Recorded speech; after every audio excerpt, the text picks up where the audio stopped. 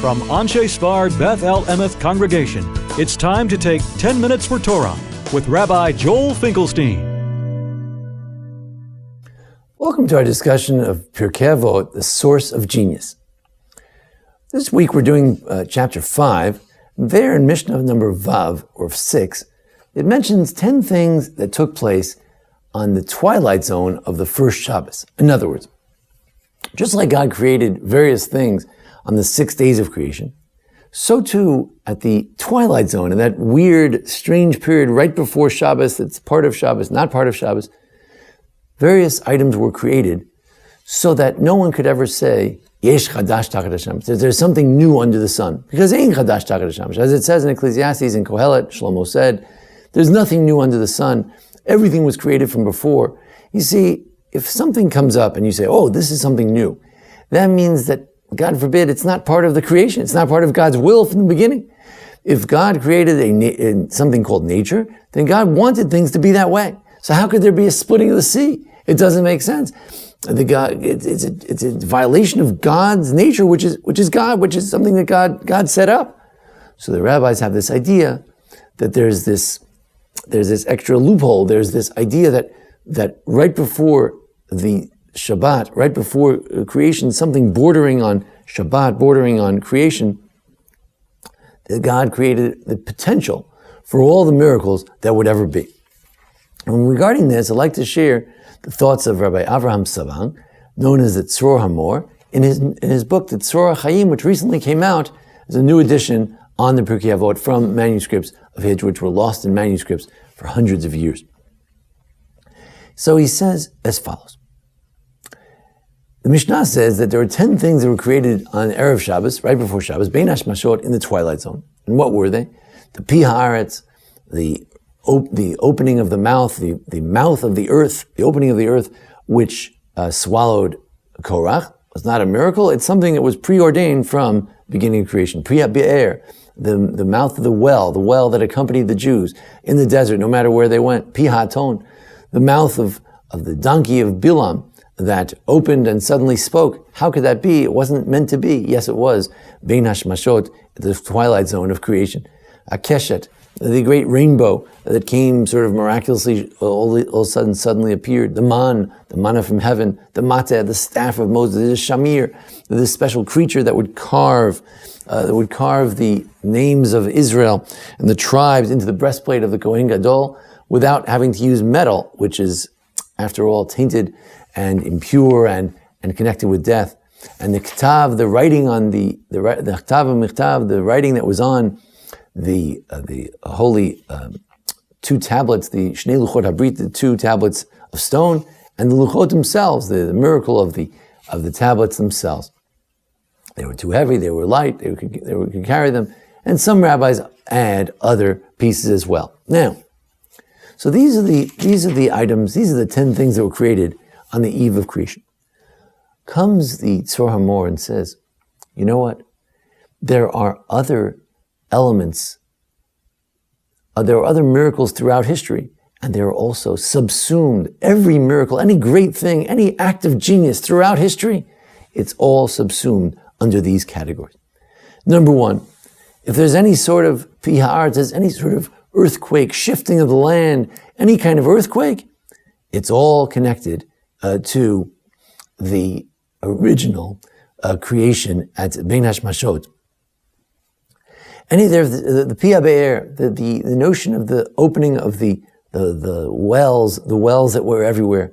Anytime the water moved around, whether it was a splitting of the sea, whether it's a splitting of the Jordan by Joshua or by Elisha, or whether Pinchas ben Yair, a great Talmudist, even the waters that move back and forth for Rabbi Eliezer in his debate with Rabbi Yeshua, anything to do with water, it was a preordained well from the beginning of creation.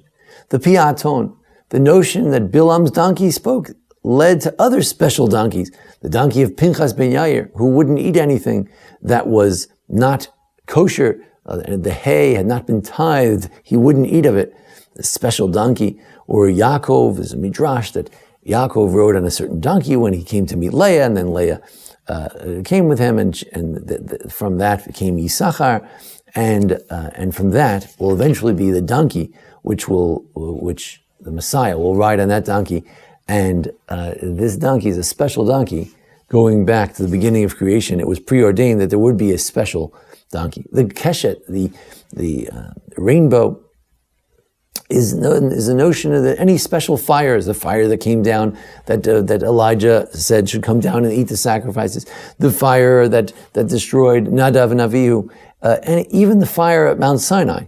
It all comes from that same source, from this potentiality before, at the time of creation, at the twilight zone of creation, from the rainbow. And the man came with wind. And anything to do with wind, whether it was Elijah going up to heaven with the wind, whether it was other Talmudic stories about wind, or whether it was the Slav, the quail, it all comes from the man and the wind thereof. But then some interesting additional ideas about genius today coming from these episodes. The shamir, we said, that was able to carve out stones for Solomon, so they wouldn't have to use metal. And he says, so too, anyone who's a great artist and is able to weave something, to carve something, and you say, well, how did he do it? That's unbelievable. The answer is, it comes from this power of the shamir. It's part of the potentiality of genius put into creation. It's not some genius that somehow new invention. It comes from the beginning. Or the genius of creating books. The Tzor HaMor lived around 1500, and the printing press was coming out. And he was probably amazed how people could do that, to reproduce books en masse. This all comes from the potentiality of the shamir, of this miraculous writing that could be done. What would he say today when you could Google everything, when you could have a chip that had the entire Bible or all of the knowledge of Western civilization on one chip? What would he say about that? Surely that also is from the original shamir.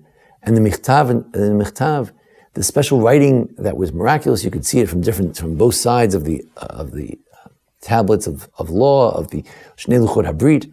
What does that allude to? It alludes to the genius of any writing, any sort of writing that you have, the writing of the prophets, the writing of people who were able to put together books and commentaries on the Torah, the Nevi'im, the Ketuvim, the Talmud. They must have some sort of hand of God on them. They have this genius that they have.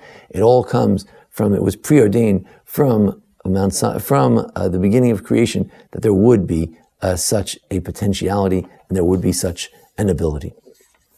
Finally, there are other opinions that there are other things like the tzvat, the very first tongues that were able to hold metal. How does the first person make metal if he doesn't have a tongue? And maybe it came from the heavens.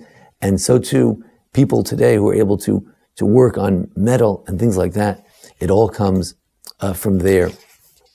He also mentions one additional idea. He says the Mishnah has a possibility that the burial place of Moses was special from the beginning of creation. Well, so he says all the mountainous hiding places throughout history where Jews hid, it also comes from this potentiality.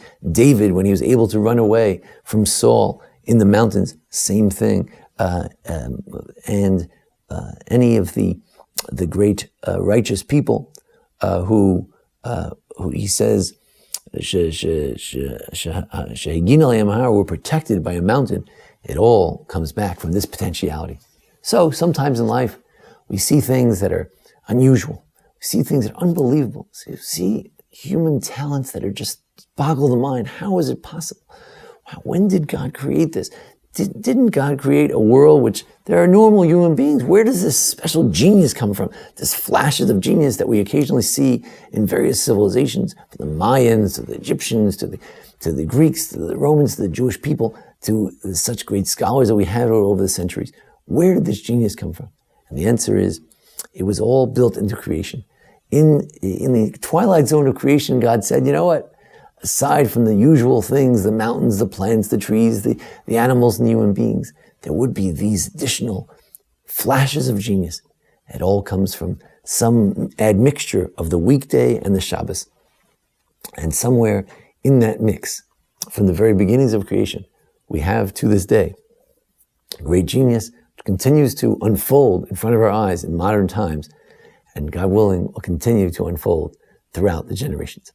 Thank you for joining us here at the Anshe Sfar Beth El congregation for our discussion of the Pirkei Avot. Join us each week for our discussion of the Parsha, the various holidays, and thanks to Jason Lefkowitz, our producer. Thank you. This has been 10 Minutes for Torah with Rabbi Joel Finkelstein. To learn more, visit asb.org.